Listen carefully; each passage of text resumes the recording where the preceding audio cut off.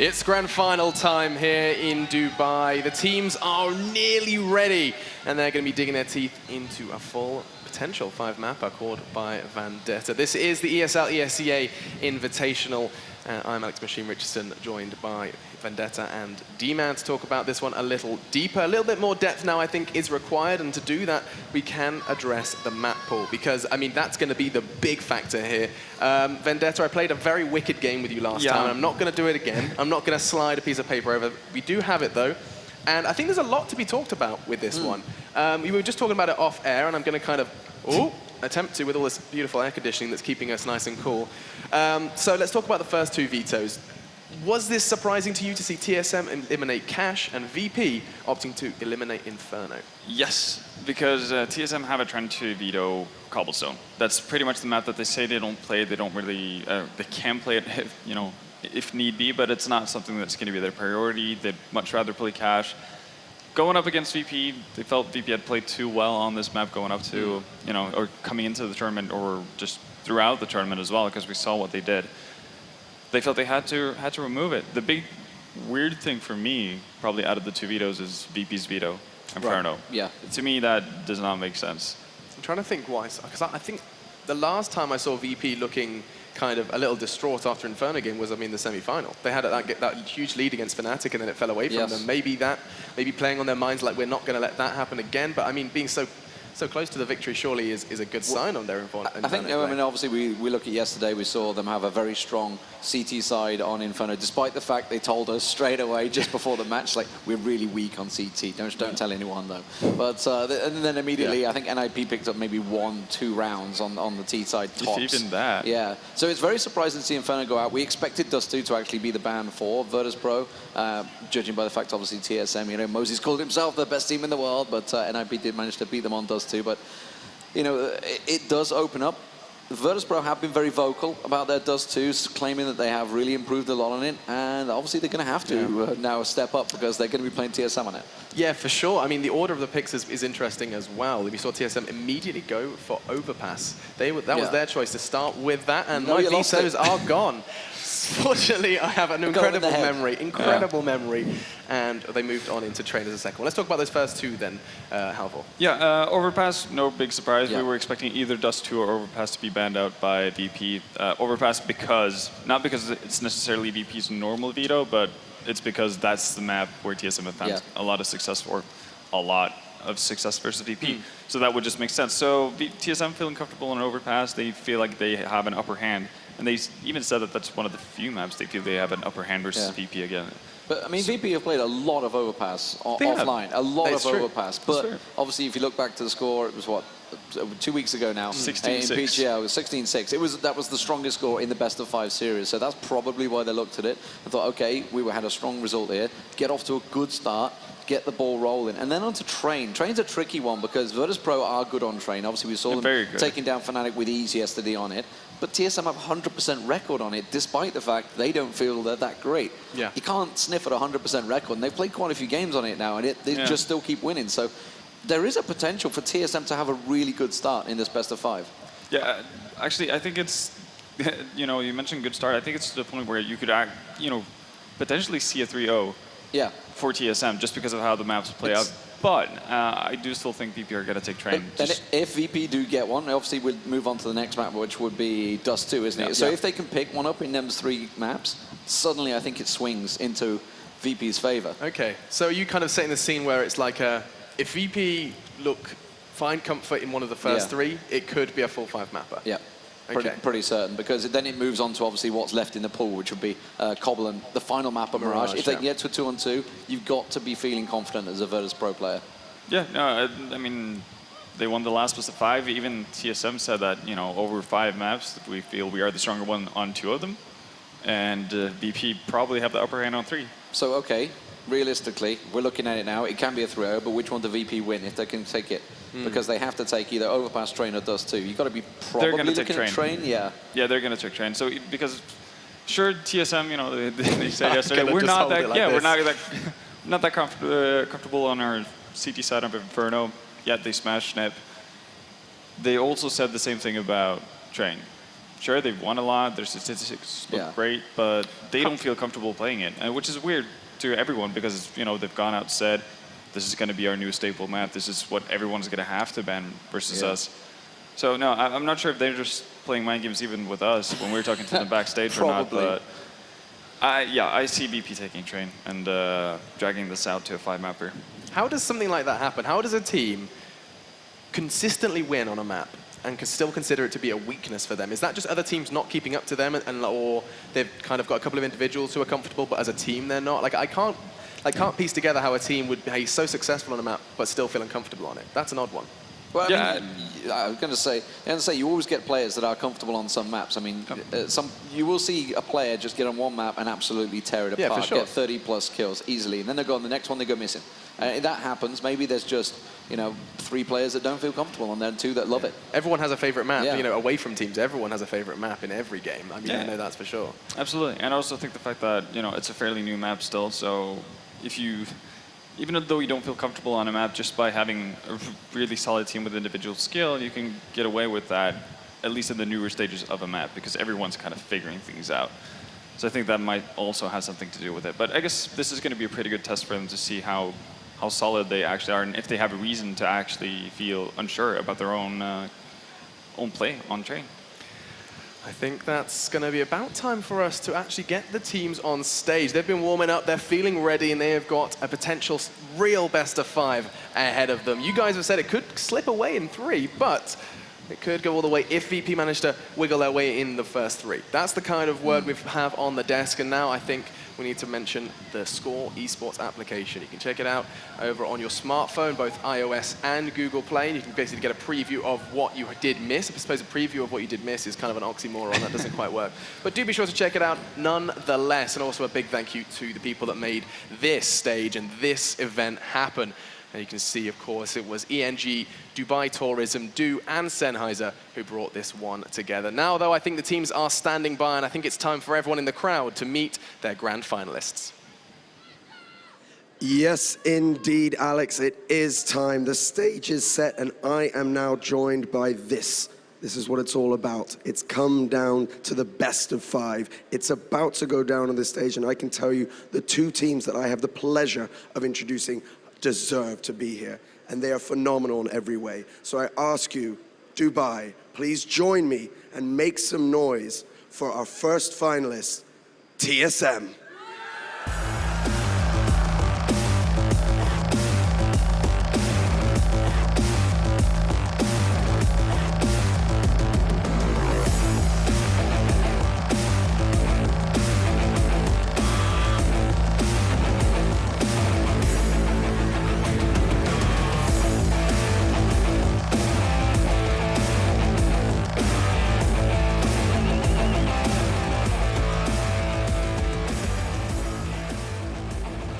And of course, a team like TSM, they need an opponent, a worthy opponent. And some would say none more worthy than the mighty Virtus.Pro.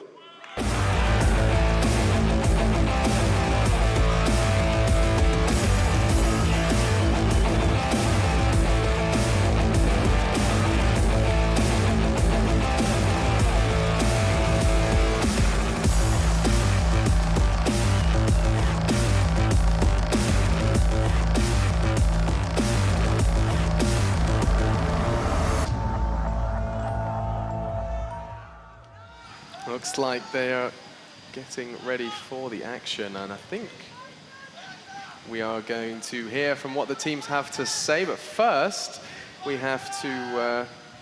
okay, we're not going to talk to them. I thought we were going to talk to them, but instead, we are... Yeah, I know Sean would like to talk to them. Okay, in fact, you know what? Let's do it, because I think that's what I'd like to do. TSM are looking at me like, please let us talk. So let's go back to the stage and see what Sean and the rest of the teams have to say about this final. Thank you so much, Alex. Dupree, just going to ask you one question. How's Dubai treating you today? Just as good as it's been the last couple of days. It's been awesome here. Like, I enjoy every single time. Well, it's the first time here, but I enjoy every single moment we've been here. So yeah, awesome. Now, you and the team have been hanging out, enjoying it. Today, is it game time? Are you ready for this? yeah, this is a really big match for us. Like, we're looking very much forward to play it, and I hope everyone will perform like we know we can do. So I'm really pumped for it, and I hope we'll get a really good game, and that everyone out there will have a good match as well, and of course all the viewers as well. Excellent. And of course, you guys, Virtus.Pro, how has your day been? Was pretty good. We've been practicing against, preparing against the TSM team, so we're hoping for a win. Well, I hope that we see 5 all the way, go down to the line. Gentlemen, I'm going to ask you to shake hands, but first I'm going to say, you guys out there, Dubai, please make some noise for your 2 finalists, TSM and Virtus.Pro. Guys, join your team. Back over to you, Alex. Thanks very much, Sean. So much better when we get to hear what the teams have to say. Now, though, we have to kind of put some final words towards map 1. We've kind of sketched over what's going to be going down in this game, in this grand final. But map 1, as we said, was TSM's pick, Overpass. Starting on that one, a map that I've always kind of considered TSM, whenever you watch them play, they have a very scary playstyle, especially on that CT side. Kind of very resembles what you see from a Fnatic as well, and I was hoping you could maybe outline what we're expecting to see from the standard CT side over on Overpass. I think that's the key word, standard. Yeah? Okay. Yeah, because the thing about the way TSM plays CT side is that they don't necessarily go aggressive. They don't have a ton of various setups that they can fiddle around with. They more or less, you know, have their basic positions and they stick to them. What makes them so strong is that they have really good rotations, and they normally have a heavy focus on that A bomb side. So they're going to play passive. They're not going to mess you up while you're trying to set up your executions or anything like that. It's just going to be, you know, we're just going to sit on site and win with our crossfires, and that's extremely hard to play versus. So that's going to be TSM's strength, and I think they're going to take map 1 pretty easily. We've seen a lot of AWPers also hitting shots, and obviously that's going to be a big part of it, especially down long A. You know, if Device or Neo suddenly gets comfortable in that position, suddenly you lock down and you force the teams to go either down, obviously, through restrooms or down in towards B site, in which case you can corral them in B site, perhaps. So AWPers could play a big part in this first match. Yeah, I actually think Neo is going to be the key to victory for VP. If they're going to take Overpass away from TSM, I think Neo, especially on the CT side, has to be extremely active, both on the A and B bomb side, kind of just roaming around with that op, trying to find early picks. So that's the kind of the stars that need to align for VP to pick this one up. Otherwise, you're saying this is going to be a pretty comfortable pickup for TSM. I'm not sure. Oh, you're not feeling the same? You've got to realize that Virtus.Pro have played a hell of a lot of Overpass. I think it's like 40 matches offline or plus. Yeah, so they've played in 2015 2015 alone. They have played a lot of matches, and they have a really good win percentage here. So it's not a done deal, despite that 16-6 win just 2 weeks ago. Yeah, so it's most definitely not a done deal, and I appreciate you saying that, Lee. So otherwise, we'd be like, why would you bother playing it? Why would we? Anyway, it is pretty much time for us to kick off our grand final. I'm excited. I'm going to be sitting down watching this one, biting my nails, and hoping we're going to be seeing a real close game. Right now, though, it's time for us to take a break, and in 60 seconds, we'll be kicking off our grand final here for the ESL ESEA Dubai Invitational.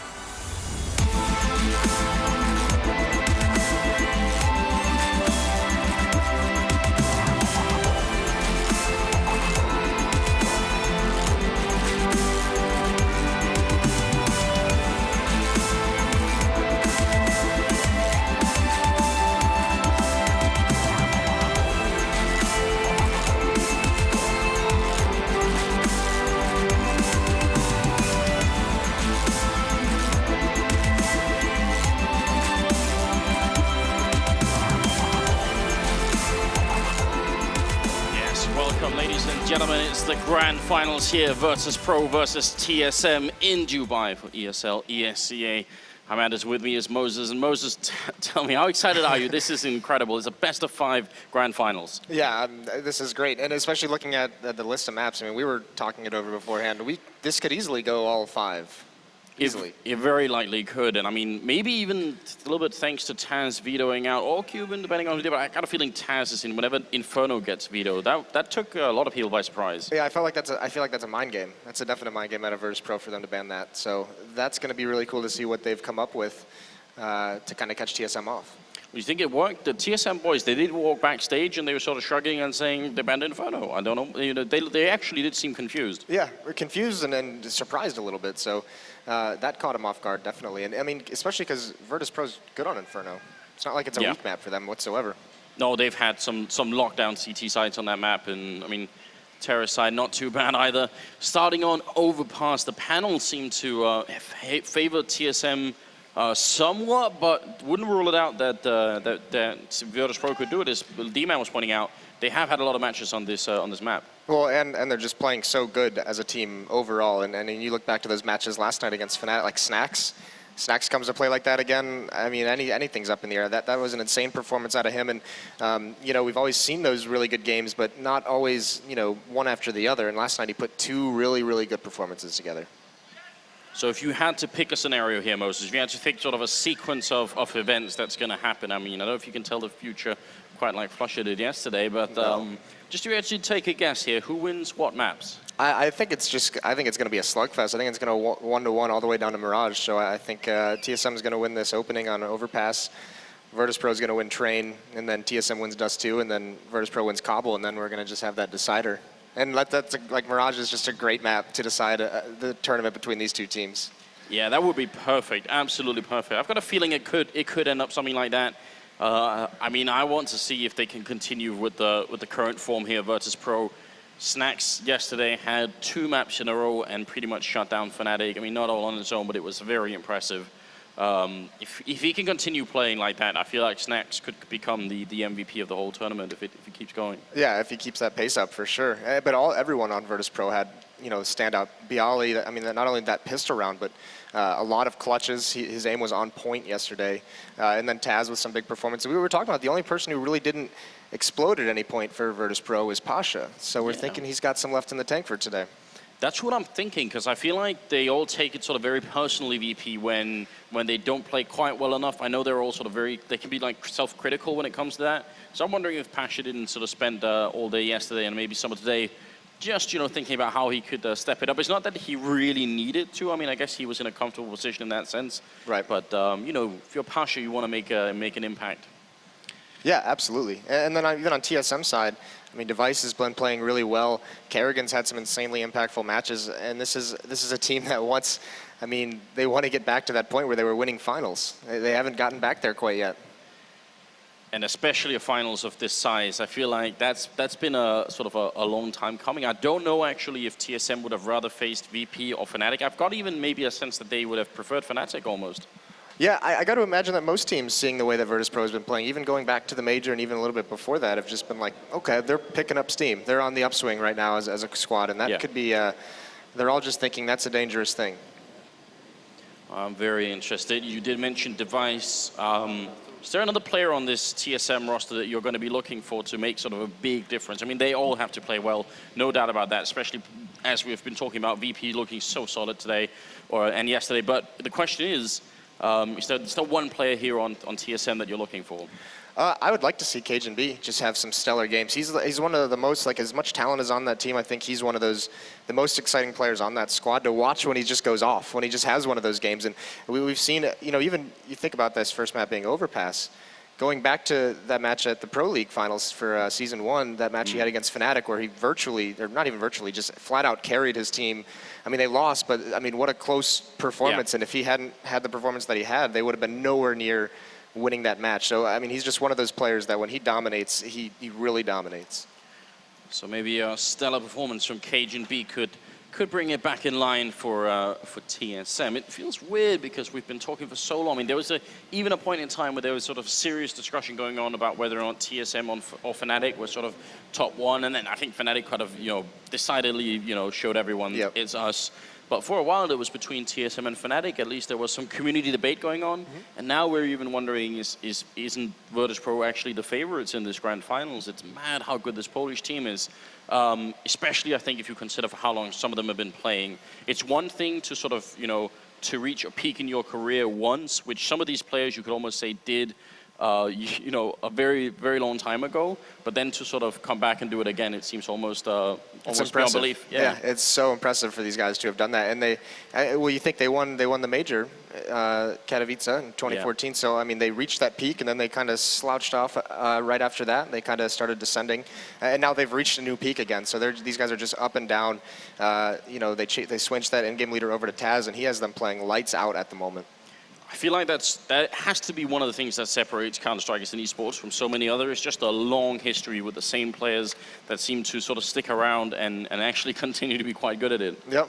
Yeah, we love the classics, the legends. We treat them very well in this community. So, I mean, it's awesome that these guys, and I mean, even just whenever Taz gives an interview, one of the most humble and graceful guys to do that. So, a lot of fan favorites on that Virtus.Pro team. And it also means if you are a newcomer, and we know there's going to be a bunch of people who are watching, if not for the first time, then at least have only sort of joined us recently, which is great, but it also means there's so much that you guys can go and look up. If you look at old videos and just the general history of these players, there's a lot to look for. So yeah, if you've been sort of bitten by the Counter-Strike bug, then you've got a lot of research to do, but it's worth it.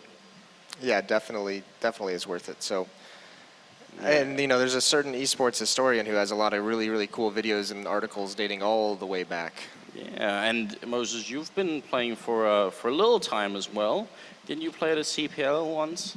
Yeah, I played in a couple back in like 2003. I'm one of the old guys as well, part of the old guard. There we go.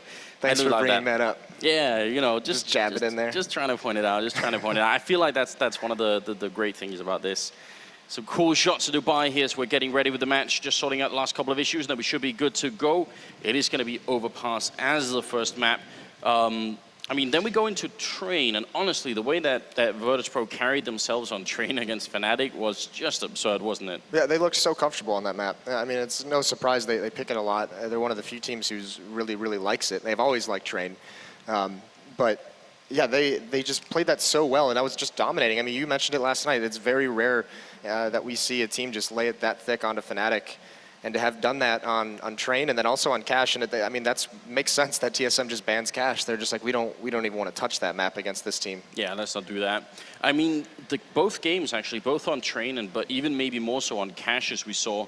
That first half, VP was so close to losing all clutches. I mean, it was always down to like a 1v2, 1v1, and VP just came out on top every single time. I feel like, I mean, if I was TSM, I'd got to be wondering, if Fnatic can't clutch those rounds, then can we do it? You know, that's going to be a little bit worrying, that it takes all of Fnatic's energy to even bring it into a 1v1, and then they still kind of can't do it. Right, and that's just the kind of form that Virtus.Pro's been in. You look at Bialy. I mean, it's so hard to beat a clutch against a guy who just kills you before you can do anything. His aim was on point. Every time you see someone on the screen, they're just gone.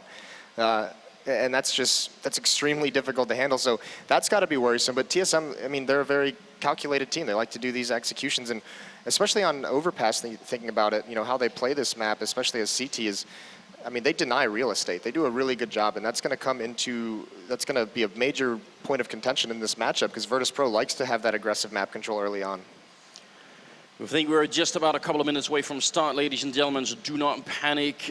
Just talking about, you know, this is TSM's map pick first. Carrigan said yesterday after they played NIP and you know, looked like it was going to be a little bit scary, actually, that we could be a little bit slow to start. So, I mean, is that a problem? You start in your own map and you're slow to start. Does that mean you're going to give more of a chance for VP to win it? Absolutely. I mean, that's got to be the scary point for TSM right now. They cannot afford to get out to a slow start, because then they, like you said, they move on to Train, where Virtus.Pro so good. If they go down 2-0 in the series and they have to win the next 3, that's going to be so difficult, especially when you have Cobble left in the map pool. You still have Mirage, which is a good VP map. I know it's a good TSM map as well, but you don't want to leave it up to these 50-50s. And even Dust 2, I mean, as good as I think they are, we all know that I have highly on them on Dust 2.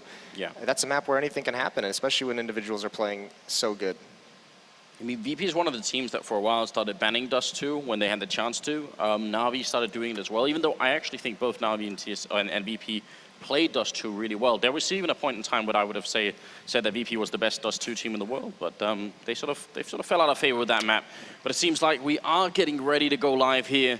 Knife round starting off on Overpass. It's the grand finals, best of 5 here between Virtus.Pro and Team Solo Mid, ESL ESEA Dubai Invitational. Let's get it on. This is going to be, I mean, the CT side on this is so important on this map, and we've seen very often if the defensive teams cannot, get a stable economy, have a good first 5 rounds, they get into a lot of trouble, because once a terrorist team gets up to 5 or 6, they feel very comfortable switching sides. So that knife round's actually a pretty big win for TSM on their own map pick. Yeah, it's like a little bit of a good start there, and we all know what happens if you can get up, especially if you win the first 5 rounds here, you get all the utility, the Molotovs, the smokes, and everything else.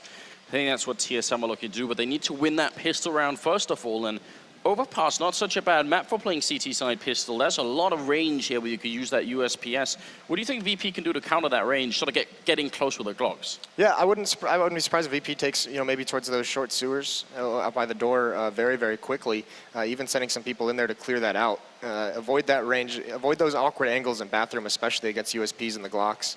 But I would imagine, I mean, it's Virtus.Pro. They're gonna get aggressive quick early on and grab some map control, and then they can choose to slow down or speed it up from there and just explode. Oh, we're about to find out. It is the one Smoke and HE and Kit and Grenade on Sipnix and Carrigan, just to see what they have, and then Armor and everyone else. On the VP side, they do have 2 smoke grenades. Is that some sort of tell here? Only 3 armors on the terror side. Yeah, it can. I mean, it can be. The bomb is over towards the ladder room, but it can be an execute. And look at this pop flash from Bialy. He's going to clear out that short sewers very quickly. So making sure there's no aggressive play out of the defense early on. Yeah, just taking control of that part of the map, denying it to TSM, and also forcing out a smoke rather early here. And that was the only smoke they had, so now VP can just relax for a little bit, wait for it to clear, see that nothing else is put up, and they've got a lot more room to work with. Cajun, though, he was boosted up, and he takes down Snacks. A great way to start here for TSM, and a tricky play to begin with. That's going to be frustrating. And Dupree, long range, just tapping a couple of times, but he doesn't want to have them get too close. So again, TSM just trying to keep them at a distance here. And Device didn't spot Pasha across to this side of the wall, so that's going to be very dangerous. If Pasha can creep up a little bit closer and explode with that Glock, that's that close range that you don't want to have to deal with on as a defender in the pistol rounds. Bomb with Taz, still just circling back towards the A bomb site to meet up with his team. Oh, smoke goes down on the B side, but we know it's not going to happen there. It's up at A-bomb site. Dupree, Device each picking up a kill. And Bialy and Pasha, what could they possibly do here? It's a 2v5. Make that a 2v4. Pasha still looking for more. He lands another headshot. They've got to be careful. That's 2 headshots, and he's got 4 bullets left. No way, Pasha. There's no way out of this. He's going to end up going down, and if he had stayed alive another 5 seconds, Bialy would have been here right from behind, and he goes down to Sipnix. That's actually terrifying. If Bialy had been there another 5 or 10 seconds earlier, that could have been the round for VP. Right, the clock was running down though. Pasha felt the pressure to try and do something to help that flank come to fruition. Either way, there's that range of the USPs that you talked about. That was a beautiful pistol round from TSM. It's a team ace. All of them get 1 kill, but they play the range and they just hit their shots. And a really dirty way to start it off as well with that boost on Snacks, who was such a terrifying player. So to get him killed early on has to feel good. There is a scout on Pasha, but it's going to be Taz with the Deagle to take down Cajun, and they're already pushing in and putting a little bit of pressure on that B-bomb side again, forcing those smokes out, and TSM don't have that many.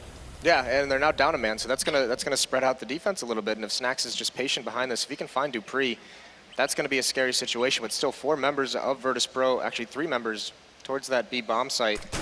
Snacks and Pasha are just going to put some pressure on the A site from split, 1 long and 1 towards the bathrooms.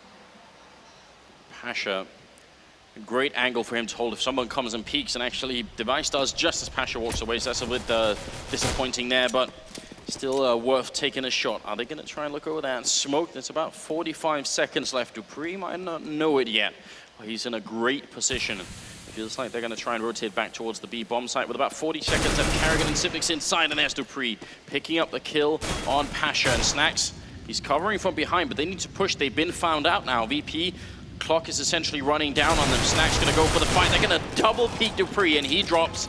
And now it's looking a bit scary here, 3v3. 20 seconds left. Bialy not going to be able to do the damage, but there's Taz. Headshot once, not going to get Device, but Carrigan goes down, and it's a 1v2. Device, the only man standing. 10 seconds. Can they get the bomb plant in? Bialy has the bomb. It's only 8 seconds, and now he's putting it down. Device trying to see if he can get in here and stop it, but now he's exposed. He's out in the open. It's an awful position. He goes down. Snacks with the double, and it's VP claiming it right back. Yeah, beautiful shots from Taz throughout that round to open things up, and then 1 more kill early on. They played that so patiently, so confident in each other to have the teamwork, and their Snacks at the end just distracting him long enough, but not committing enough to fall.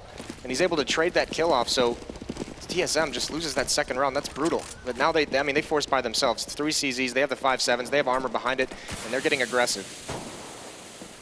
A wonderful double deagle kill there with from Taz as well, obviously opening up so much of the map. They're very hard to deal with for TSM. But they're not going to give up these early rounds anyway. No, and this is very patient. We saw Virtus.Pro doing this on their anti-ecos against Fnatic last night. They were very much slower and more calculated, making sure they just don't get caught off guard by anything, such as a boost like they saw in the first round. They don't want anything sneaky or tricky like that to really hinder this round. So Kerrigan decides to get aggressive, and that's a nice shot onto Taz, an instant dink, and he cleans it up. I really like that. Smoking up behind him, making sure Snax is not going to be there too quick. Neo goes down as well. And Dupree with another 5-7 to drop him. Snax can't see a thing. This right behind him. He's still flashed, and Kerrigan will drop him. And this is a great start for TSM. I have no idea how they've got back in this position. Pasha finally getting a little bit back, but he's on 9 health. And then it might all be all up to Bialy here. 40-some seconds. Yeah, and this is tough. This is so tough for Virtus.Pro. Pasha's got so much to do, and Bialy gets cleaned up as well. These pistols have done magic for TSM in this round, cleaning him up. And now, what can you do if you're Pasha? All you really have to do, you have to go back and get the bomb. But there's 20 seconds left, and too many angles for him to clear. And I think Device is just going to clean him up for free here. Wow. That is, that's a huge round from TSM, obviously, and not, they're not one of the teams that's really well known for picking up these pistol forces. Usually Fnatic usually envy the two teams we talk about in that sense. If they can start doing that, we've seen what it does. That's what happened to VP when they were playing Cobblestone against Fnatic. They really lost a lot of rounds like that. That's kind of the difference in theories of how to play those anti-ecos, because if you play slow and spread out like Virtus.Pro just did, that left a lot of room for individual players on TSM to get aggressive. You saw that coming down the stairs, and they were able to pick them off. Device gonna be tagged a little bit there, and I think he heard the gunfire from an AK, so he's not gonna be sticking around too much longer, which I think is a decent idea, just falling back to a safer position. And VP, when we were still just only in the 4th round, they don't want to give up these early rounds. They want to keep fighting for them. They know that TSM's economy is still not quite good enough to support a loss here. But they show themselves on long and then walk back to B, it seems. Yeah, and they've done some decent damage to Device. But I mean, you're going to see this kind of play out of Dupree and out of this defense on the A side throughout this half. They like to get aggressive out towards bathrooms early on. They don't want to give up too much space to Virtus.Pro in the early stages of the round, but either way, that was the point of Virtus.Pro coming over there as a team, put pressure on it, force them back towards the bomb site so they can't have any information. And now they've rotated back, so Cajun B is going to be in a tough spot here. Oh, definitely. Smoke's going to clear out. He is falling back behind the pillar, but they're all in the bomb site running in. Good shot there. As Snax does go down. Sipnik's also trying to get in here, but they haven't reloaded yet. They're going to be running out of bullets soon. And BP, are they realizing it? 25 seconds. They plant right at the edge, but it looks like it's not going to be enough here. Pasha goes down, and Taz to fall next. Is a good cleanup for Sipnix, who picks up a couple of kills here. And an interesting bomb plant. It's not too often we see it planted on that edge of the bomb site in that direction. I think you'll see it a lot in this half on Virtus.Pro, because this is how TSM likes to defend that B bomb site. They're willing to give up that bomb plant just because they hold the water pit. They don't want to give that up. Once that falls to the terrace, if they're able to claim that, that makes the retake virtually impossible in an equal man situation. So they just hold that pit, and it's kind of like a half retake strategy onto that bomb site where they hold the pit, and then when everyone else comes, they storm the site. Well, that is going to force VP to play without armorers, at least a couple of pistols here, but it's not working out, and TSM being fairly aggressive across the map and just trying to deny it to VP. They line up for Kerrigan, and he's going to take both those kills. Swift round, and it's done with. That's going to put us into the 6th round. What do you want to see out of VP this time, Moses? I'd like to see something a little bit more aggressive towards bathroom, because they're going to have to establish that they can take that away from TSM early on. Like I said, TSM's going to be pushing up there. They're going to be playing in the stairs. They're going to be playing at those awkward angles, especially when they get an AWP on a device. But I'd like to see Virtus.Pro just be very convincing in how they take that. You look at this from TSM one more time, pushing up towards Party, and even up these stairs towards Fountain. So this is very aggressive. Now they have so much intel. They can have quick flanks. They can rotate more defenders over to the B site. And Device, I'm wondering if he has heard people run through already. They kind of need to use this intel for something, because VP are gearing up for a pretty fast B push here. So yeah, they're sneaking up behind them, but B still has to hold. It's Cajun and Sipnix on here. Sipnix goes down, Cajun to fall next. VP, they might be getting flanked, but they have the whole bomb site, so it falls apart for TSM. 2 men down, Snax is going to be dropped. The Device, he sees the feet there. Kerrigan going down, which is going to leave Dupree and Device, and this retake's going to be almost impossible. Maybe economic damage is a better turn than throwing away these guns. Yeah, and trying to save your own rifles, actually device gets caught out though. That's really unfortunate. And now Dupree does grab one. And he's gonna stick around a little bit longer, but he's gotta be careful. Yeah, this rifle is valuable for him. He's looking to do a bit more damage maybe to VP, sneaking on in and looking for a shot. He's gonna give it up and ends up running away. Gotta be careful with that bomb. The radius is pretty far here. He's just gonna survive. So 4-2, and I mean, that round came down to timing, surely. Yeah, well, I mean, that round with everything that happened early on, that was all TSM's round. That was beautifully done by them. Up until the point, doesn't matter how fast those flanks come in. If you lose your 2 players in the site that quick, those entries came in for Virtus.Pro basically at the same time and immediate. So immediately, Virtus.Pro players can just turn around and watch their flanks. And so despite how quick it is coming, it doesn't even matter at that point. TSM just not able to buy enough time in that B bomb side. I mean, they could have put down a Molotov somewhere or another smoke or anything really. The VP just forcing their way in. It's going to give them a really good shot at breaking the Danish economy early on here. If they can win this round, then won't be that much money left either. And I mean, B worked last time. Seems like they want to try something very similar again. Flashes, smokes go in, and look at that wall going up between the bomb side and the CT players. Snacks opening up on Carrigan. Still Simnic's in sight, and he's going to take down Taz. It's a good refrag, but the bomb goes down. And those smokes just helping him do that now. It's a retake coming in here for TSM, and they need to make it work. Simnic's going to go down. Snacks jumping across the ledge and ends up dropping him. They have the man advantage, and that bomb is ticking. And Snacks, look at this position. How are they going to get him without exposing themselves? They can't. Snacks picks up a 3rd kill, and now it's all on device. AWP in hand. He's going to have to save it one more time. That was just a beautiful round from VP. Yeah, it really was, especially Taz and Snacks, you know, being aggressive towards that water pit, and it looked like Zipnix was going to hold that for a very long time, and that was a key kill that he was able to get early on, but Snacks just follows Taz through and trades it off. And that's the thing, once that water pit is lost, you can see that positioning that Snacks have. He can deny so many avenues of the retake for TSM, so it's a beautiful spot to gain control of as a terrorist. Very, very tricky, because once you get far enough up to actually try and shoot him, you're going to be exposed from 100 different angles. That's twice now that strategy has worked. What can TSM do to stop that kind of push? They're gonna, I mean, I like what they did in that first gun round when they pushed up and they had the quick flanks, but either way, they need to just concentrate on holding that. If they're not gonna be aggressive together past that wall of smokes that Virtus.Pro is holding, they both need to be guarding that water pit. They at least need to hold that and play for the retake, because they did great damage leading up to that. It's just when Snacks finally took control of the water, it was all over. Bit of a peek there. Taz probably a little bit worried as he had the grenade out, but Dupree not committing to the fight. And we'll see if TSM can make the adjustment on the fly. It's so hard to make adjustments to your setups once you're actually in the match, but TSM, they are a little bit more aggressive this time. Yeah, and actually Virtus.Pro might have had a bad read on this, thinking maybe it was an eco, but they've slowed it down a lot. This is how they played those second round anti-ecos that they had, or the 3rd round, excuse me, but now they're finally going to put some pressure, although Cajun B, once again, with this kind of slow-paced pace, so many TSM players taking the advantage and getting close up. He's got a lot of information, and this time it's on the other side of the map compared to the push they had over by the birthday area. It's looking like TSM should have a read on what's going on. Dupree's also fairly aggressive up in the restrooms here, looking for a shot on somebody, down to 14 bullets, and they're rotating back into Cajun. There's a lot of targets here. He's going to get the one, but Device also picks up Pasha. So favorable trade now inside the site. Sipnix has to stay alive. Get a kill is great, but staying alive is the key factor here. Carrigan going down. Sipnix, he picks up one, and Snacks is alone in a 1v3, and he sprays one, tries for a little bit more. He's looking for Sipnix. He's going to run out of bullets. He gets the shot, and just goes down to Dupree. That was scary.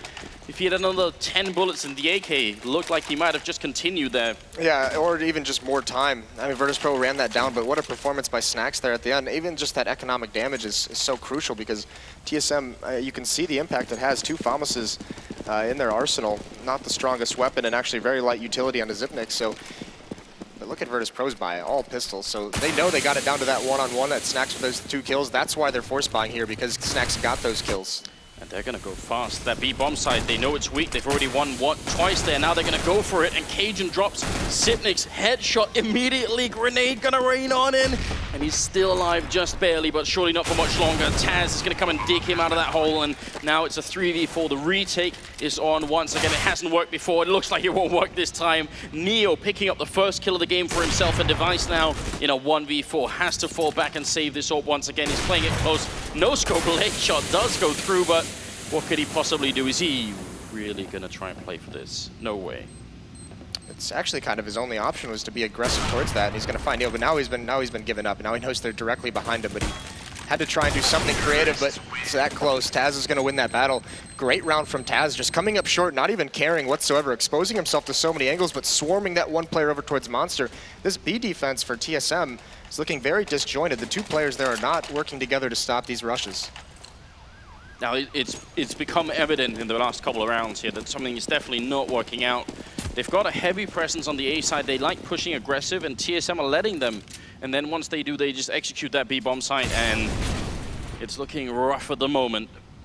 I'm glad to see that Neo also got a bit of that round, because he was at 0 kills, but you know, he needs to get back in the game as well. And once he does, who knows what will happen. It's Byali to open up this round and take out Sipnix. No armor, and nothing else really on TSM either. So we're probably going to be at 5-5 here. What do you think? How scared should TSM be right now? They got to be worried. Well, I mean, once I talked about at the beginning, once the team as terrorists get up to 5 and 6 rounds, they're feeling very, very happy on Overpass. And there's plenty of time left for Virtus.Pro to even build on that, especially with the weakness they've exploited at this B site. Now they're just going to move in on the Seeker round. Not much TSM can do, and they're just cleaning house.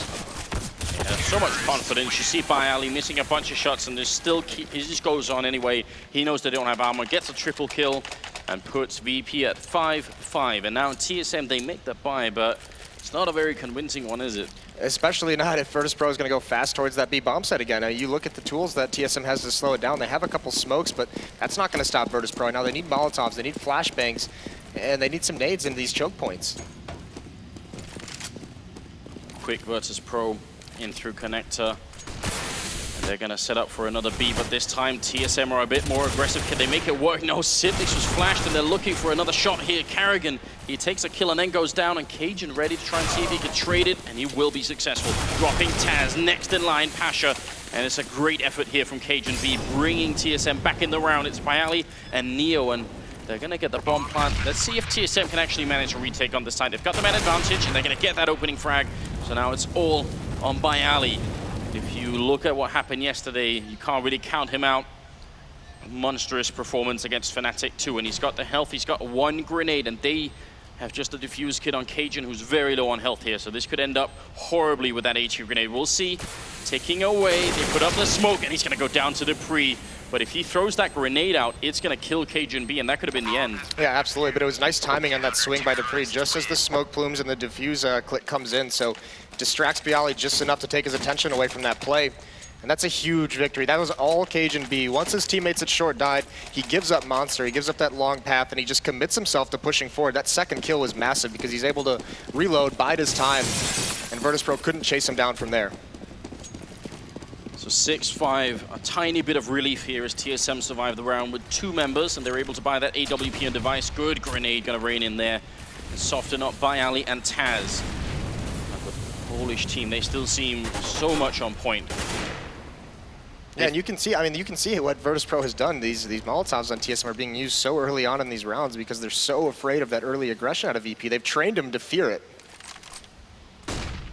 And that's not how you want to play this game. You want to be the ones sort of dictating the pace and being in your own comfort zone.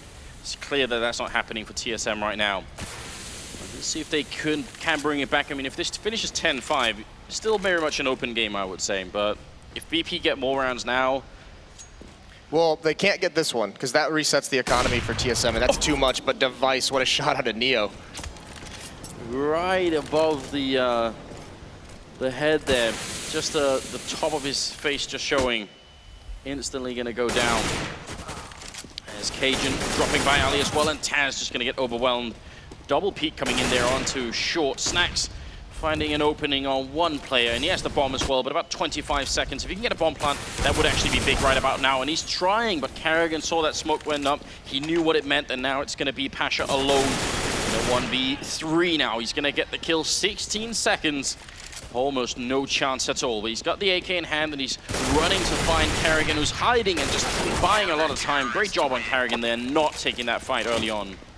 Right, and you can see, actually, TSM winning these rounds where Virtus.Pro goes a little bit slower. It seems like the strategies that Virtus.Pro are running are 2 different mindsets behind them. One is that swarming attack, they've had a lot of success with over towards B. When they slow things down and they try and find some duels, TSM's been winning those. And you look back even towards the second round or the third round when Virtus.Pro had a very slow-paced, spread-out anti-eco. Even then, TSM able to just push up and find one-on-one duels that they were victorious in. And this time it's pistol, armor, a couple of smokes and flashbangs, and they are going to go a little bit aggressive, maybe hoping to catch TSM pushing up on that side of the map like they have before. They're not going to find anyone here, so maybe TSM saw this coming as well. They are really scared of that VP tempo. Right, but they have 3 players over towards A, so you're going to see Dupree aggressive behind this smoke on short. Kerrigan throwing it so they can stay through it, but a nice pop flash. That's going to isolate Dupree, but him and Kerrigan each get one. These Tech 9s aren't doing too much. Dupree going to grab one more. Now this attack is pretty much eliminated. Great work by Kerrigan and Dupree together. Solid round, and they need it. They need rounds like these where they don't lose a lot of members, keep everyone alive, because they're going to need all the utility. You were pointing out, Moses, that they use those Molotovs so quick in the B bomb site, so they need to have follow-up flashbangs and smokes and everything else. It's critical right now. 8-5 in favor of TSM, who seem to have stabilized sort of a little bit in conjunction with with VP also slowing down their play.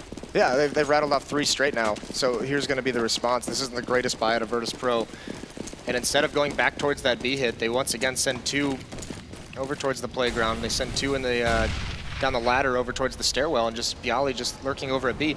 This is kind of like, it looks like they want to have Bialy lurking into this bomb site late on this kind of a strategy. But to do that, I mean, they have to have success at A to give him the space to work with on that solo play.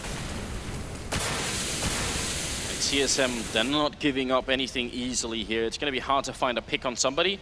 Last time, Device sniped one player over at long, and this time they're playing so far back, even jumping behind the boxes to get the information. VP are going to have to come in hard to try and find these kills, but Dupree will drop down. Taz, flashbangs, rain on in. Kerrigan actually gets that shot on Snacks, even though he's flashed, and now it's not looking good for VP any longer. Kerrigan with one more kill. Neo going to spray down one, looking for a second, and it's not going to happen. They will crumble once again, 9-5. And we're going to be going into the 15th round, last of the half. That was actually really good by TSM, because Virtus.Pro playing the early rounds of that slow, and then all of a sudden you just see one smoke plumes over towards long to block off Device with the op, and they explode onto that site. That was such a sudden attack, and TSM just hangs on. That first kill gets the TSM defender down to red HP. If he had fallen there, that could have given a lot of space for Virtus.Pro to just swarm around a Device who had that AWP. Speaking of Device, playing a bit more aggressively here in the mid connector. So also we see some very defense coming out from TSM. He's not going to stick around for too much longer, but just showing his presence and forcing VP to maybe slow down their play even further here. Scout, Galil, and Tech 9, that's what they have to work with. And look at this, TSM actually going for a bit of aggression, although maybe they got spotted by Neo. I'm not sure if he could see them jumping there. Very close, and Dupree gonna come in for the kill on one. Scout in hand. Neo wins that fight regardless. 2 shots being hit. That's not easy at all. Kerrigan running into the Molotov, not in a good corner. He's still burning. Has to run through the smoke and hide inside it. He's gonna come right into the face of Bialy, and there's the shot. And should win the round for TSM. Device gonna be taking down Neo, and it's all on Snacks and Taz. 2v4 at the moment. They're trying to stay alive and fight back here. They've got the time, but they've also been found out. And all of TSM have shown up for this A bomb side. They maybe even run back at this point in time, but they're going to stand and fight, and Taz will take the face off Sipnix. It's all on Snacks, and he gets a kill, and nothing more than that. 10-5. So TSM, I mean, what do you think about this? Did they manage to adjust in time? Are they still competitive here? Oh yeah, absolutely. Definitely still competitive. They had a great adjustment, and part of it was once Virtus.Pro started going towards that A site, you can just see how tough it is to crack that on TSM. That's where their defense is much, much stronger. When they're pushed up towards bathroom, they make you fight for every inch in that area of the map, and then they can just fall back into the site once they feel the pressure too much. And now there could be someone out there saying, wow, that push for VP on the B bomb side, it worked, 3 times. Why didn't they keep going? Why couldn't they just do that every round? I'm not actually sure. It was so successful, and I mean, TSM never really stopped it. I think it just got to the point where once they tried something, they tried to switch it up, they tried to catch TSM off guard, and they lost a lot of that economy. They just never felt comfortable going back to it with the buys that they had for the rest of the half. I'm wondering if it's possible that VP sort of mind gamed themselves and said, surely now they must have an answer, so let's not throw away round to whatever they've come up with, let's just try and change before that. Either way, 10-5 means it's pretty much anybody's game. This pistol round, though, is going to be important. TSM, they won the pistol round of the first half. They did lose the second round, but sort of brought it back anyway here. And it's Pashas turn to open up and doing some good damage. Snax is going to go down. Dupree actually saw that coming. It's very impressive. And Pasha in an awful position. Going to go down. Neo with a very important refrag, and they need this round. VP. Maybe such a solid start to the second half if they could pick it up. Neo still lurking out and about. He's not going to go back and play defensive. He's going to wait for it and looking for an opening. Not going to get it on Cajun, who's not really sure where he got shot from. Neo, this might be suicide. He's walking in amongst the whole TSM team. He picks up one and then he goes down. And I'm wondering if that was worth it. Now Bayali and Taz are left. Yeah, 45 seconds left. Still a lot of options open to TSM, but they're going to put pressure. Actually, no, they just show themselves, fire a few shots, and they're going to fall back towards B. They forced the rotation as well. That B site is wide open, and no one from Virtus.Pro is moving out of that A site. This is basically a free plant, and a lot of time to just run down the bomb timer. Oh, Bayali is still in the sniper spot, and he actually gets the shot on Cajun B, so very, very good call from him personally to just stick around and see if he can get that shot. That means it's a 2v2 bomb only just going down. There is a kit on Taz, and he might be alone. He will be alone. Sipnik's picking up the shot, and Taz now has to do it all on his own. He's walking in a crossfire, trying to look either way. He's going to sit and just stick it. They can't stop him. Taz, he's on the bomb. He's going to give it up, and Sipnik is coming for him. Taz out of bullets as well. He goes down to Device. Moses, would he have made that defuse? I have no idea, but it was worth the shot. You got to think at this level, those two players in those kind of positions are going to play that perfectly. I mean, you're not going to win that, so you might as well just stick it and see what happens. He was so incredibly close. Once you get down to that 2 seconds, just go for it. I mean, we could see that one of the TSM members was flanking around the bomb site. Obviously, Taz had no way of knowing it. I wonder if he couldn't have made it. That was scary. That's going to put it at 11-5. Remember, ladies and gentlemen, this is TSM's map pick. So, I mean, VP, they obviously want to win as much as they can, but they know that train is coming up as well. So I don't think they're going to be completely broken, even if they end up losing here. But it's definitely not set and done. It's Armor Pistol and the single scout on Neo, and Snax moving close here. Deagle headshot, and another one there from C-Set75 on Dupree to take him down. Now 5-3, and a very good round here for VP so far. Yeah, this is brutal. Once again, just some one-on-one duels being found in one, and there's some nice damage with the scout. Now he can just jump up. Oh, Kerrigan punishes it. Nicely done with the Galil. But still, such a tough spot. And Pasha, I mean, they're all flanking. They're all coming from behind. This is going to be very tough for them to deal with. TSM, such low HP as well. Yeah, they've got no more grenades. They can't buy any time. They have to fight them, and one bullet is pretty much going to kill Sipnik. And there it is, Kerrigan all alone. He's got that Galil in hand. They've got 3 smokes to block him off with as well. No defuse kits, but still should be possible. There's the one shot on Pasha, and shooting through the smoke. Kerrigan actually buying a lot of time here, and he ends up dropping anyway. There's Taz with the shot, and I think there's going to be enough time, should be enough time here. Very smart by Virtus.Pro. Oh. Oh, no. No, he's going to get it. Yeah, he should. He should. Oh, it's very close. So VP going to win the round back, just like on the first half here. It's back and forth, 11-6, and I think that brings it right back. Now we've got a very open game on our hands. Yeah, that was so smart by Virtus.Pro with those 3 smokes. They drop all the smokes onto the bomb, but none of them actually stick it. So Kerrigan was dedicated, thinking one might have been on it, just spraying through the smoke, hoping it kills the diffuser, but there wasn't one. So they just swing around the edges of the smoke, and they're able to take him out. But what we also saw is that if Kerrigan had managed to delay somehow another half a second, that could have been the round. So yeah, it was down to the wire there. Snax doing some damage and falling back. It's Tech9 armor for the Danish side, and they're going to try and hit that B bomb side. They've already experienced what it's like. Now they're going to try and give it back. Device with a kill, but looking a lot better for VP here, switching to the rifle, and Neo not going to be able to prevent the plant, but he's looking for a shot on somebody, and at the very least he's staying alive, which is something that TSM didn't manage to do so well. And this means the retake is very likely. They've got the man advantage, they've got a lot of equipment here, and the bomb hasn't ticked for that long either. Sipnik's in the back lines here with the Tech9 looking for a shot, but too many people coming at him. Cajun gets a kill, but he goes down, and Device is gonna fall. So Neo with a nice triple clean up there. And VP, I mean, they were under a lot of pressure, but they managed to keep their cool. Yeah, that second round is going to help them out massively. Like you said, that pistol round for them was so crucial in losing it. If they hadn't won that second round, you can just see how much of a hole they'd be in right now. But a good retake, and now they've forced a full save out of TSM. 18 kills on Kerrigan, 17 on Device. And then when the other team, we got to Snax, still continuing from yesterday to play really well. Virtus.Pro, I mean, they're within striking distance right now. There's a 4-round difference between these two teams, and TSM actually have brought up sort of once again, which is a bit surprising, I feel like. Yeah, and it's not all of them, but that's a nice dink on Snacks. But now he's got to fall back, but Pasha doing the damage to Zippix. I mean, they're going to push him even forward. They're trying to swarm him, and KJB takes him down. And now Snacks is in a tough spot, so he falls. And even Neo getting caught out just a little bit. A nade kill, but traded off by Device. So all of a sudden, looking very good for TSM moving into the site. Oh, wow, I was questioning it, but it's working out. Taz going to go down as well, and it's all on Bayali. He's going to have to come up with an epic clutch this time around. And he's got no grenades for it, just has to take fights. And if TSM don't give him any easy fights, then how on earth is he going to find them? Already he's boxed in, and he has to just try and gun his way out, looking for the shots. Doing a lot of damage in on Device and Cajun so far. But Carrigan and Device, they're going to be able to finish that round. It will be 12-7. That was just so much speed on TSM's side. Right, and a little bit uncoordinated. So much damage onto Snacks. Him and Pasha weren't coordinated in how they wanted to fall back. Neither of them really committed to falling back or fighting, and they got caught out in the open in bathrooms. So once they fell, the bathroom or the bomb site was just soon to follow. Either way, that's a really clever decision to buy there by TSM because they didn't commit too much to it. It was only 3 players with armor, but all had Tech 9s. And they had about $2,500 left in their bank after that purchase. So either way, in this round, they would have been able to buy no matter what had occurred. Yeah, you're absolutely right. I mean, I was wondering if they were going to try and save for a big orb to try and find a pick on. There's some terrorist team on this map that like doing it, but they obviously had it figured out just right. And they walk into the B bomb site on this round completely unopposed. As Virtus.Pro was pushing on the other side of the map as a stack of 5, which is something we don't see very often.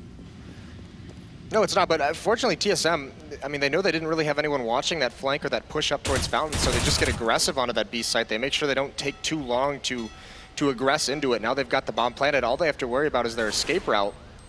And it looks like as a team, they're going to exit back towards CT spawn. There's 2 Virtus.Pro members there, but with all the rifles of TSM, they should be able to get away relatively for free, except Taz drops down, doesn't even use the ladder, just a little bit of a Batman. Actually, that's Spider-Man, which is Taz's favorite superhero. Is it? Yeah.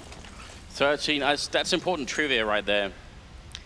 That's why we're here, Moses. He doesn't strike me as a Spider-Man kind of a guy. Ask him about it, ask him about it. If someone did some photoshops with Taz as Spider-Man, he would make him very happy. 13-7, 6-round difference. TSM another 3 rounds away from taking the first map, but fear not, it's a best of 5. There's a lot to come. Device trying to sneak on in, and on just no announcement, no grenades, just walks in, gets the headshot. Bayali's gone. And next in line might be Taz. He's got no cover except for that smoke, and it's not enough. He's gonna go down. Neo, did he get a chance here? Molotov is up, and they've got a couple of more grenades here on the TSM side. I'm wondering if VP should even fight this. No, they have no kits. This is a safe call immediately. You can see none of them even moving forward into that B bomb site. What a play from TSM. That's just putting faith in your star player and Device and just saying, go get us a kill. You do whatever you want. Where do you think you can find a kill? He walks out Monster and just eliminates Virtus.Pro member off the map. So very often when you take a peek, we spend a lot of time talking about pop flashes, and rightly so, and someone from his team could have easily thrown him a flashbang to get in there, but they do nothing. He just walks in naked, as we sometimes say. What's up with that? How does that work from Device's point of view? I mean, that's kind of just catching him off guard, and you can see he didn't commit too much to a fight. He was taking angles, you know, watching for those toxic barrels, watching for that ramp where it's all headshot angles. So, I mean, both of those players, all they can really do to win that fight is hit in the head, and Device just takes it. So it's a very good fight to take at times. I mean, it's a 50-50 battle a little bit, and he caught the Virtus.Pro player off guard, so you can't rely on it every single round because you're gonna end up getting punished by it, but it's a very good tool to just break out at one moment to catch him off guard like they did last round. Whoa, Cajun winning the fight against Snacks early on, and we saw a little bit of a pop flash going over from Carrigan, actually being thrown from outside almost the T spawn, just to slow anyone down if anyone from the VP side was pushing aggressive. So that also, I think, is evidence of some of the work that TSM have been putting in on this map. They know a lot of tiny tricks there. Now that they've lost a man though to a VP, I mean, what could they do to bring it back here? This is going to be tough because they're not aggressive on the map. So minutes left, and you look at how close TSM in. This execute's coming in right now. That Molotov's perfect though. Pasha, they line up and he mows him down. Oh, what a nice triple. It couldn't have gone better. Device and Cajun are left, and they've got to be a little bit shocked here. That's the kind of thing where you just need to cool your team down a little bit and say, it's fine, we're still far ahead. Don't worry, we can bring it back. But you know that could have been one of the crucial triples there. Cajun hoping that someone's going to make a mistake and come and peek him because he's got that AWP. Smoke is going to block him off. Device still close to the site. 35 seconds. They could rotate back because all of VP are pretty much here. Sure that it's going to be an A push eventually. Device sneaking on in, not going to get any kind of flick. There are so many angles. He gets the one, and no one else is peeking. VP very patient, and Taz going to pick up the kill. Cajun misses one, and they're moving closer. He gets another one. It's too late. Bayali will find him, and VP, what a crucial round there. Yeah, huge play from Pasha. We mentioned before this match that he was kind of the one yesterday who was a little bit quiet on the team, but there bails them out of a tough spot because unlike TSM, Virtus.Pro wasn't guarding that bathroom. They weren't taking map control over in that area, so TSM had a lot of space to work with, especially once they got that opening kill. But I mean, that execution was going to be deadly if Pasha doesn't have the right timing with that Molotov and peek. Yeah, otherwise the best he can probably do is trade 1 for 1, and then they lose the bomb side almost immediately. So a lot of good stuff happening that round. He's going to put it at 14-8. AWP on Neo, which is something that maybe we haven't talked enough about. We did yesterday because he's been terrific with it, but I can see how this could be the way for a comeback for VP if Neo starts waking up with that AWP. Right, if he can get a kill from far back at the say bomb site. But look at this stack. I mean, this is once again they're lined up. That's a little bit dangerous, but they're just looking to pick one person off who's coming up from the stairs and then falling back. But no one from TSM's really there to give them what they want. And a bit of an off angle as well, not a position you'd expect anyone to be in, and Device is going to go down just because of it. Snacks with the frag there. I mean, the way the Device was walking in earlier in B, you'd be checking angles. That's not an angle you'd ever look at. Now they're going to go for the B-bomb site, and Taz and Bayali, great defense put up. Virtus.Pro shutting down TSM. Cajun, all he could do right now is economic damage, but he's not going to get a chance. Bayali, third kill of the round for himself, and we're going to be at 14-9. That's just VP. They're not really exactly sleeping right now. No, and that's a great play that's a great defense by Taz and Bialy, working together so well. As soon as, I mean, Bialy makes first contact, but Taz is there to swing immediately as soon as he shoots. And then they eliminate that half of the attack, and they can both swivel and just look up towards players coming from sandbag. And we were wondering on the first half what TSM could have done to hold that B-bomb site. More Device with a great opening. Neo, he'd shown up at the party, you know, the balloon animals are there and everything else, and all he got was an AWP shot to the face, and that's a horrifying start. Yeah, that's tough, especially because we were just talking about, you know, that AWP can do wonders for Virtus.Pro, and now, I mean, Snacks salvages it, and he's grabbed the angle. There's so many clever angles here for an AWPer in bathrooms, and TSM just trying to bait out that shot, but it's not coming, so Virtus.Pro or Snacks feels a little bit nervous, just falls away to take the range battles. And there he is next to the bench, beer on the table. It could have been that he just had a really great night, but that's not how it works. Not this time. That was Neo's beer on the table. It's been taken from him. TSM have moved on in the meantime. They're not sticking around, they're moving up, sort of pinchering in this A-bomb site. Snacks, the AWP in hand. We've actually seen Snacks AWPing before, and he's not too bad at it. There's the opening to drop Sipnis. That's gonna bring it back. 35 seconds left, and TSM, can they actually execute on this site? Smokes are raining in, but counter smokes are coming out. Pasha's going to play the edge of it. This is some VP stuff. This is really scary. If this works out, it's going to be miraculous. Snacks going to miss a shot. Pasha's still hiding right at the edge. They don't know where he is. The bomb is being down. Oh, Pasha, he only gets the one kill. Still no bomb plant. 14 seconds. Snacks to drop, and Bayali, he's not close enough to stop it. It will be a bomb plant with just 9 seconds left. And Bayali, he's been in this 1v3 before. Last time he couldn't make it. This time it's not going to be any easier. They know where he is and they're moving close. He's going to try and fight for it anyway. He's got the confidence, no doubt, but Cajun will take him out. It's going to be a triple kill, and that will bring it to 15-9. Map point for TSM. Yeah, what a round from Cajun. That was such a highly contested take onto that bomb site. 3 members of Virtus.Pro there. Cajun grabs 2 of them, finds Pasha, and then he takes out the, I believe he took out the AWPer, who was Snacks, who was over by Bank. But you don't get those kills and you start getting that plant down. If Pasha's able to kill the planter and just delay for time, then all of a sudden Bialy's not in a 1-on-3. He's part of the retake at that point. He's part of the defense. Neo, I don't think he was realizing, but there's someone to the right here. That could be a little bit scary if they get the right angle, but he's still going to win that fight and take down Sipnix. And that will be opening frag, follow-up kill, as it were, happens for Neo. Double for him. He's down to 1 health, but doing a great job so far, bringing it back. Pasha also taking down Dupree. It looks like VP are winning this round, frag for frag. It's just Device left, and he's got no way out, surely. Yeah, it's Virtus.Pro taking control of the map and just saying we're going to fight for every inch now. So they switch things up. They're not playing as passive early on, and they get some of the early kills. Alleviates a lot of pressure. Now Device, there's just too much for him to do, except for maybe grab a couple kills, but Pasha's not even going to let him do that. So really well done. I mean, that's the switch. Virtus.Pro made that switch in the first half, and it kind of didn't work for them. And now they pull something out, and they get aggressive, and they eliminate TSM before they get anywhere near a bomb site. Moses, if you look at the money for TSM, what's the forecast like? What are the chances we'll get an overtime here? If TSM, I mean, this is basically going to be a full save, but yeah, this is, it could get scary because this could get Virtus.Pro up to about 12 rounds. Next round, if they choose to buy, a couple members are going to be a little bit light. So there's a good shot for Virtus.Pro here to close the gap a little bit. Oh, look at this. Pasha, that's actually keeping his cool a lot. He got dinked immediately and he just took his time, aimed, and got the kill. That's a triple for Pasha. He's really stepping it up here. 15-11, another 4 rounds, and we're going to be looking for overtime. I feel like it's on the horizon now. Like VP, they can see it in the distance, that overtime. Yeah, they can see the light at the end of the tunnel here. Especially, I mean, this is what I'm talking about, this buyout of TSM. Only 2 members really with any full utility. Actually, Kerrigan even decided to go with the Tech 9 just so he can have a couple flashbangs to work with. And one of the Molotovs already worked. I was going to ask you if that was an indication of which bomb site they might try and hit, but they've already used one of them. See if they can take some map control away from VP, and I mean, they've set up some great A execute so far, so they might just try and do it again. Yeah, it looks like they slowly had 2 players working up long. They're going to see what they can find, and now Pasha pushed up here solo, but now he's got Snacks rotated over to help him out right at that corner, throw a pop flash, whatever it might be. He's got Neo here. I'm not a big fan of this position. This is something that Cloud9 used to do a lot, and I kept criticizing him for it. Neo gonna miss the flick Pasha. He has to get at least 1 and preferably 2 kills, and he catches the perfect timing, but it's only gonna be the trade.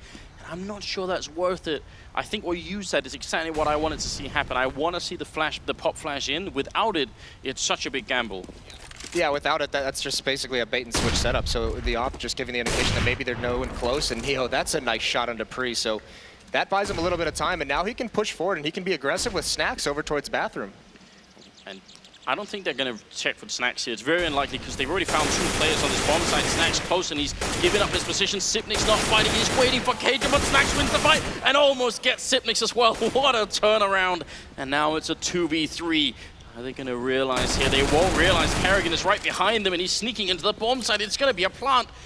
And this could be for the map. Taz pushing up. He sprays down 1, but Kerrigan is close. He's been playing out of his mind on this map. He's got the double. He's looking for the triple. Bayali showing up from the B-bomb side, and he's going to go down. Bayali will win it, and it's going to be 15-12. Great stuff here from the VP side. It was very scary for a moment there. Yeah, I mean, this is Bialy just showing up in clutch rounds like he's been doing all tournament for VP, so he bails him out there. That was actually really clever. One thing that Zipnix did, you said he wasn't going to check for Snacks, but he didn't really check. He just kind of swung his shoulder out, just gave the little indication, and as soon as Snacks shot, I mean, they knew exactly where he was, and that was just Zipnix trying to buy time, let his teammate wrap around. Now Snacks just swings his gun around and hits that beautiful shot, but that was great play from TSM to get to even like neutralize him for a 1-for-1 trade. Yeah, because it was the perfect team play between Sipnix and Cajun, and Snacks just said, I don't really care what you're doing. I'm still just going to get this kill. If you got Sipnix as well, that would have been like a tournament highlight pretty much. Orp on Neo once again, another 3 rounds for VP, and they are going to be in overtime. And it's not really a full round here for TSM. I mean, they got armor and pistols, but not a lot else. They're going to go very quick here. I love this Molotov from Pasha. Just burning up the one side they line up. He's going to get all 3 pistols out for the 4th. Not going to get it this time. Snacks is close, and he will clean up the round, so no issue at all. It's getting very close now. Yeah, now it really is, especially without a bomb plant in that round. But this is going to be a good buy for TSM because they've built up some of that losing bonus. It's 4 straight rounds for VP. Like you pointed out that Molotov, because I mean, that was perfect from Pasha. It basically blocks one avenue on that eco round where those Tech 9s get really scary is when they get close and they're coming at you from multiple angles, and that's exactly what that Molotov is designed to prevent. Oh, Snacks trying for a smoke, and it does land to block off one. It's actually possible to throw one that's even further up, but I still love it. It's cool, very cool. Going to block off a large part of the map. Neo with the opening frag. Are they really going to try and push through? Dupree coming in on short, but there's one more man here, and it's Bayali. He's going to take 1, and that's all he gets. Sipnix will take him out. Now we're in a 3v3. This could be the round for TSM. Bomb is going to go down. That grenade won't kill anyone. Sipnix very low on health, but still being super effective. And look at this. Pasha is miles away. Neo has to get some kills, but he won't. Cajun shuts him down, and now it's all on Pasha. He's been found out as well. He opens up with a kill, but There's not a lot of time. He has to go very quick, and they have 2 Molotovs. They just used 1. Pasha running in here, and TSM, they should win this round. But Pasha, he's so fast coming out. No, it's not enough. Sipnix will drop him the triple, and TSM take Overpass. Great last round for TSM coming into that mob site. Dupree gets a crucial entry, but you said it, that retake was so far away. Pasha almost makes it happen though, because he just knows he's got to go straight at the TSM players. He had to find them, but still. If he had anything but a grenade out, then maybe even a knife he could have reached him. That was crazy close. But TSM just barely make it out here. That was their own map pick. It was Overpass.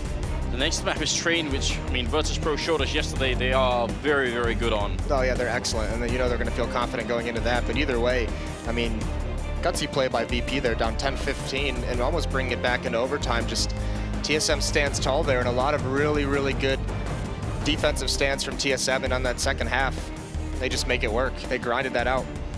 Well, I feel like if we're off to a start like this, it can pretty much only get better from here on out. It is a best of 5 grand finals, ladies and gentlemen, so you don't want to go anywhere. We've only just got started. We'll go to a quick break, and afterwards, it's going to be Train.